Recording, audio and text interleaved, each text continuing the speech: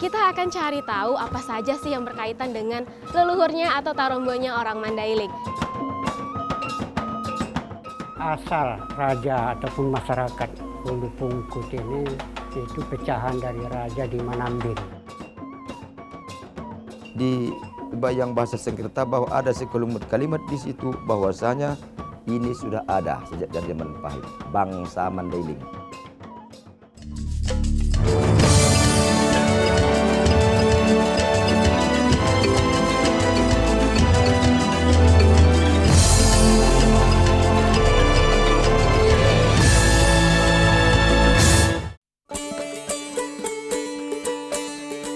Provinsi Sumatera Utara dikenal memiliki 7 etnis atau suku.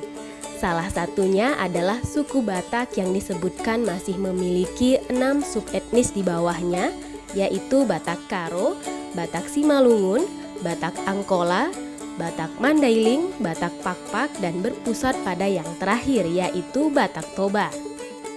Kelima subetnis ini sedikit banyak memiliki kesamaan dalam budayanya.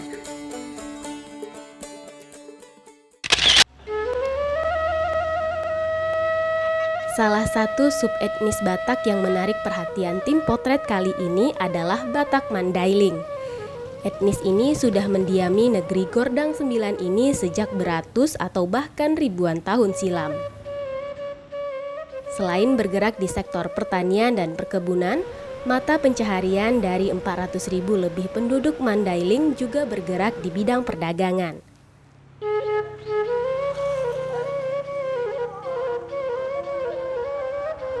Pemirsa, saat ini tim potret berada di Panyabungan, ibu kotanya Kabupaten Mandailing Natal.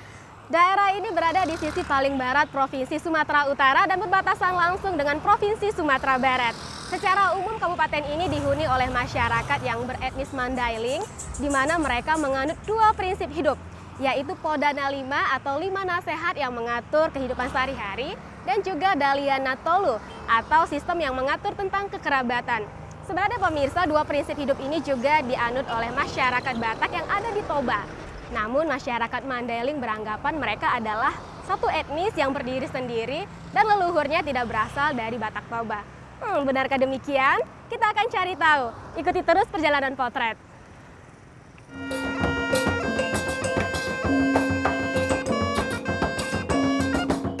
Sebagai suatu etnis, masyarakat Mandailing mengaku memiliki tarombo atau silsilah leluhur tersendiri yang sudah ada sejak masa kerajaan di tempat ini. Hal tersebut masih dapat dilihat dari simbol-simbol budaya dan peninggalan-peninggalan sejarah seperti komplek kerajaan Pidolidolok di Panyabungan. Situs sejarah berupa Bagas Godang atau rumah raja, Sopo Godang atau tempat bermusyawarah menjadi bukti bahwa Mandailing telah lama memiliki sistem pemerintahan tersendiri. Kini tempat ini dimanfaatkan oleh pemerintah daerah untuk pengembangan seni dan budaya Mandailing.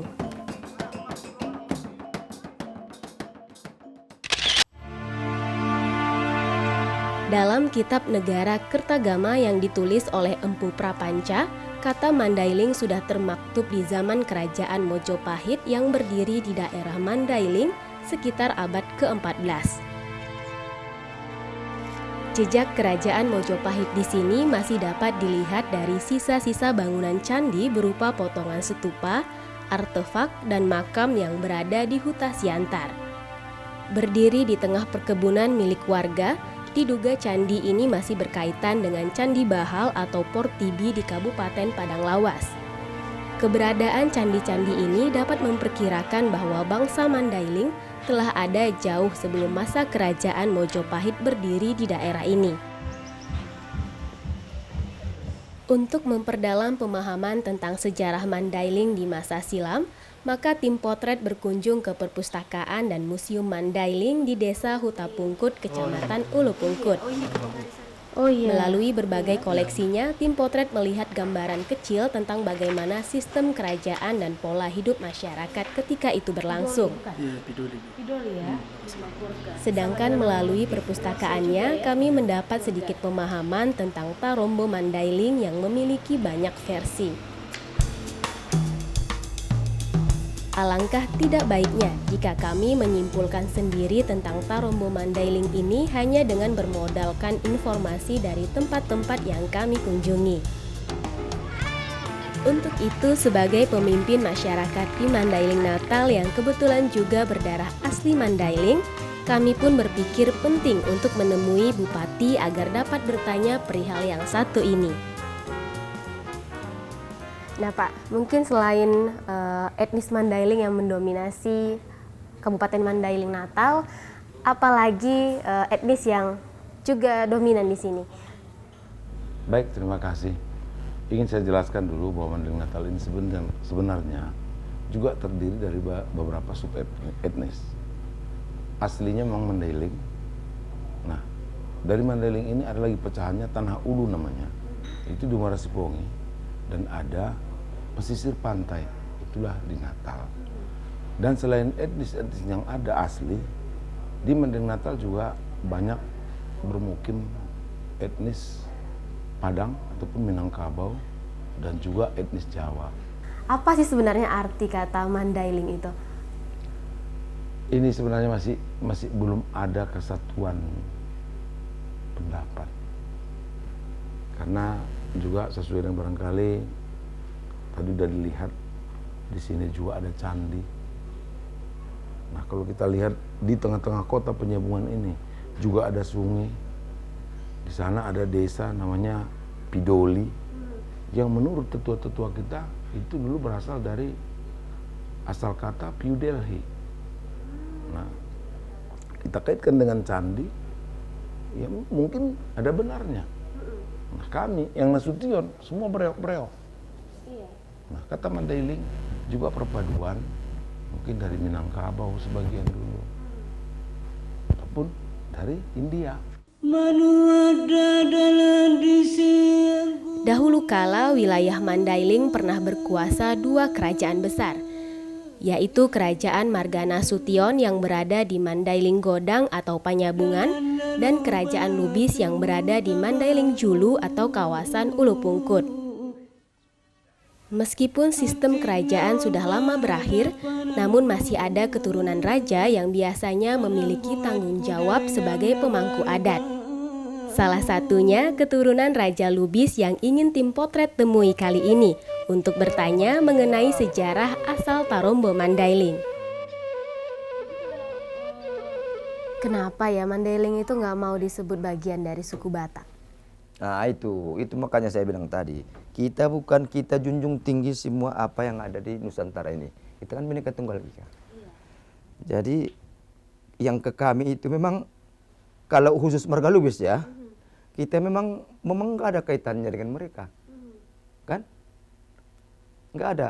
Kami dari Hindia belakang sana, nah, termasuk Sina Morapan itu terdampar dulu di Barumun kan. Nah, jadi kalau khusus gitu, kalau ke Marga Lubis yang diwasiatkan ke kita dulu dari nenek-nenek kita itulah itu. Sina Morapan Demusir terdampar dia di Barumun, nyelusuri terus ke hulu, sampailah dia di Sigalangan, nama kampungnya Lobuhatongga. Ada tidak ya bukti sejarah mungkin atau referensi-referensi dari kitab-kitab terdahulu yang menyatakan bahwa Mandailing ini bukan bagian dari Batak?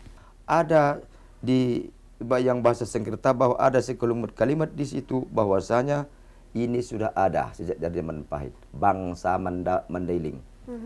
Dari itulah kami sudah komit itu waktu itu bahwa kita adalah satu bangsa. 5 sempurna. Perbedaan mencolok juga dapat dilihat dari pakaian adatnya. Seperti kain tradisional Mandailing milik keturunan Kerajaan Lubis yang disebut dengan Tonun Patani yang dilengkapi dengan sende jantan bagi kaum lelaki dan sende betina bagi kaum wanita. Motif kain ini tentunya sangat berbeda dengan ulos Batak Toba yang biasanya bermotif gorgan.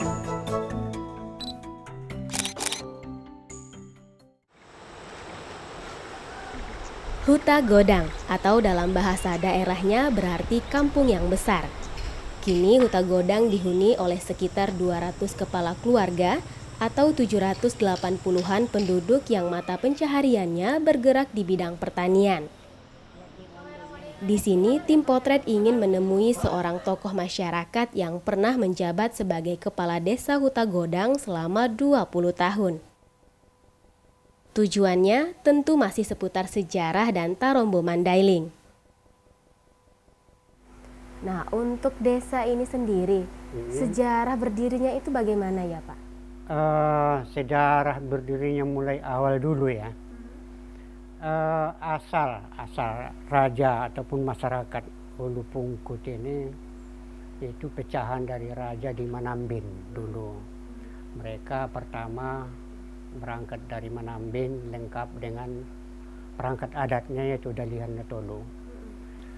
Ya, jadi mereka membentuk hutan namanya itu kampung pertama-tama di atas bukit di atas sana. Di atas sana? Iya, di atas sana. Oh, Itu gitu. pertama-tama dibuka.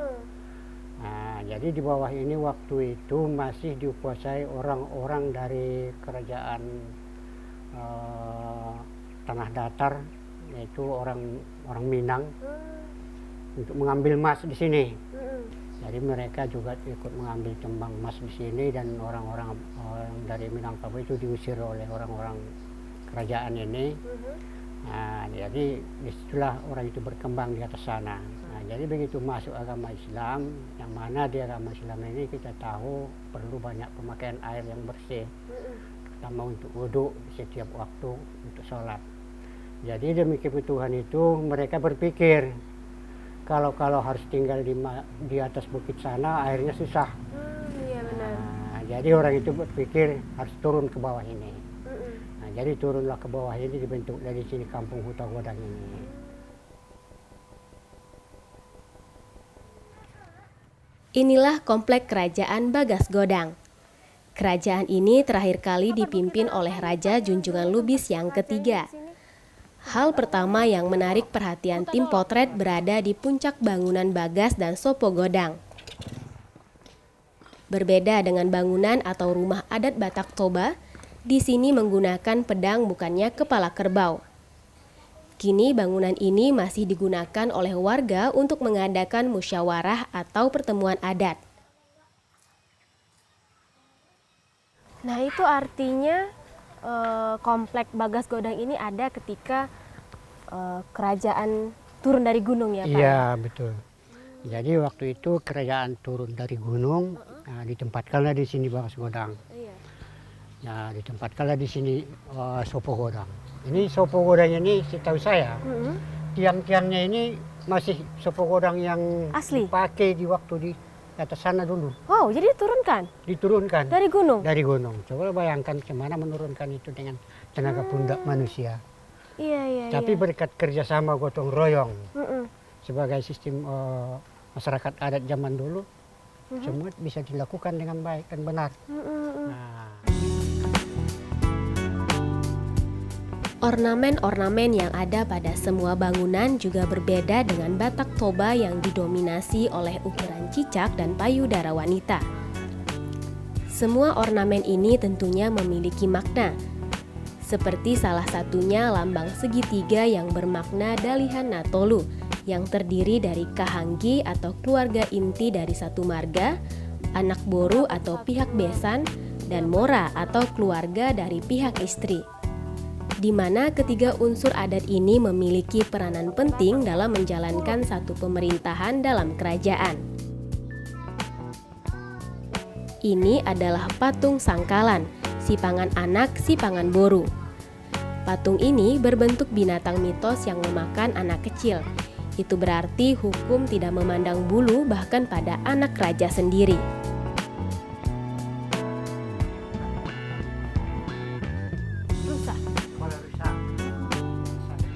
Nah, kalau kita lihat sekarang ini Pak, masih ada tidak ya nilai-nilai yang dulu ada di kerajaan ini masih dianut oleh masyarakat sekarang? Kalau kita lihat di masyarakat, kalaupun tidak secara formal dipakai, tapi potensinya masih banyak, masih kuat sekali.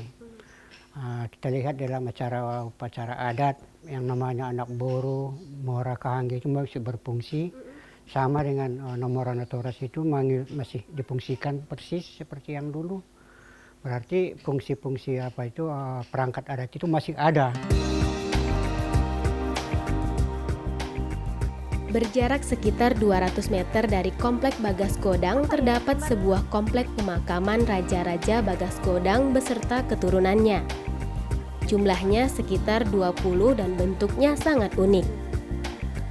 Lambang binatang mitos yang sekilas menyerupai kepala kuda atau rusa ini menandakan bahwa dahulunya leluhur Mandailing menganut keyakinan si Pelebegu, atau di Batak Toba ada keyakinan Parmalim. Raja Gadombang.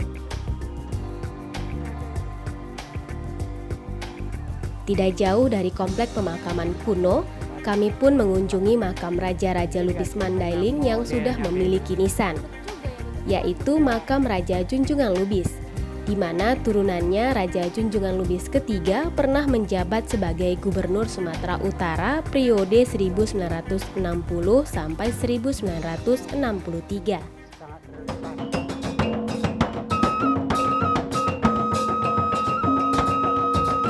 Menarik kesimpulan apakah Mandailing Batak atau tidak, tentu bukanlah perkara mudah. Perdebatan mengenai hal ini begitu panjang, sebab banyak kisah, keyakinan, dan penafsiran. Pun begitu, kesimpulan terakhir ada pada diri kita masing-masing. Satu yang sangat terkenal dari Mandailing adalah kopi Arabikanya. Inilah yang menjadi alasan kenapa Belanda datang ke daerah ini pada tahun 1800-an untuk menanam kopi jenis Arabica di perbukitan Pakantan. Nanti kita akan lihat bagaimana geliat pertanian kopi di daerah ini.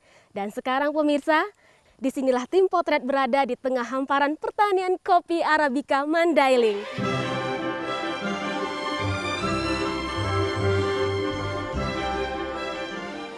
Kecamatan Ulu Pungkut atau dalam bahasa Sansekerta berarti kepala emas menjadi salah satu sentra pertanian kopi di Kabupaten Mandailing Natal. Diapit oleh kawasan perbukitan, daerah ini sangat baik bagi pertumbuhan kopi jenis Robusta maupun Arabica. Meski terkenal dengan penghasil salah satu kopi terbaik di dunia, produktivitas petani kopi di sini justru dinilai masih sangat rendah.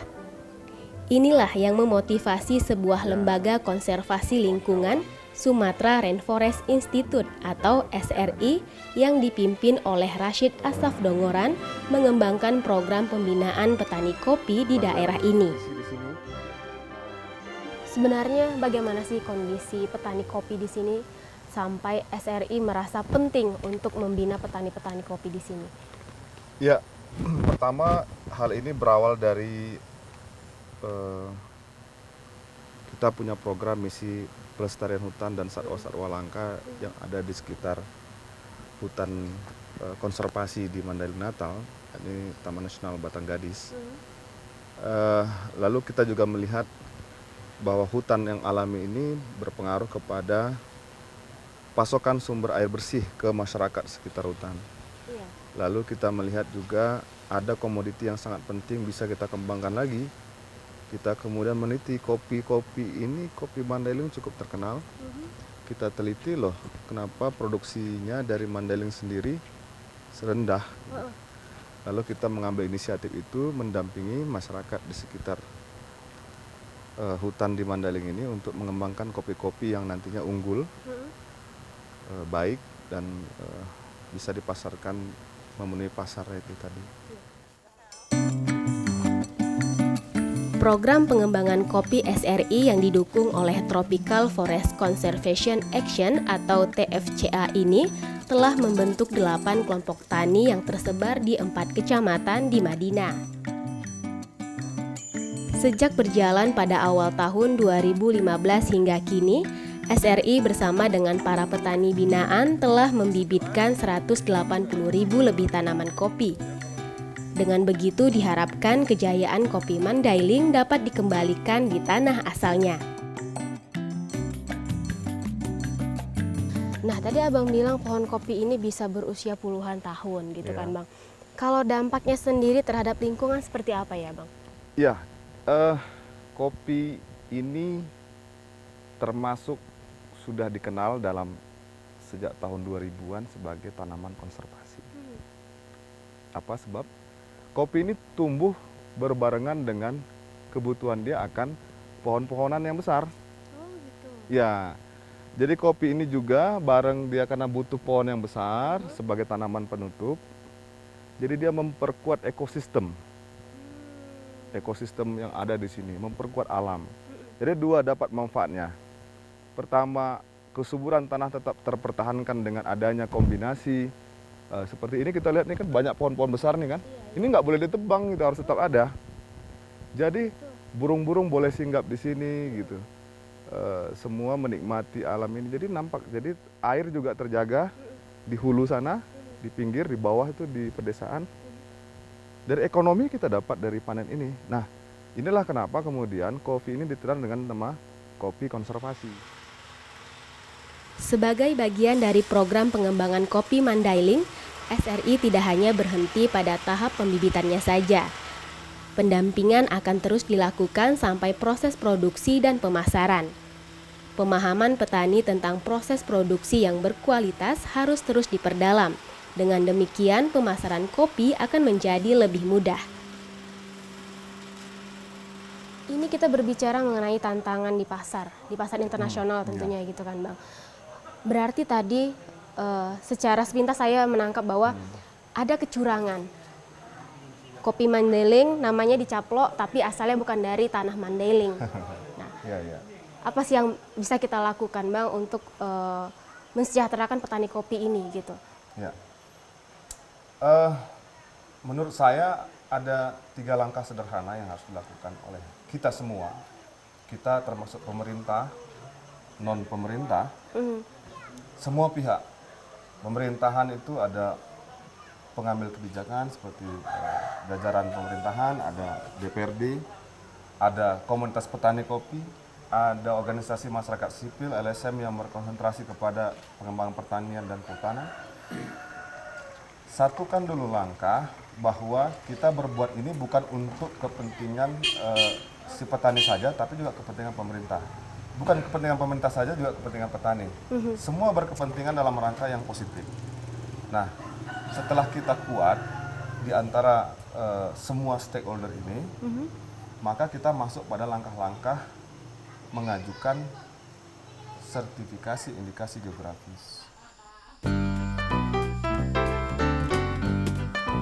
Usai melihat-lihat perkebunan kopi Mandailing, Bang Rashid mengajak saya untuk menikmati sajian kopi khas tradisional Mandailing. Inilah kopi takar atau dalam bahasa daerahnya yang berarti kopi tempurung kelapa. Kopi yang disajikan dalam takar ini mengeluarkan aroma yang sangat nikmat. Rasanya saya tidak sabar ingin mencicipinya.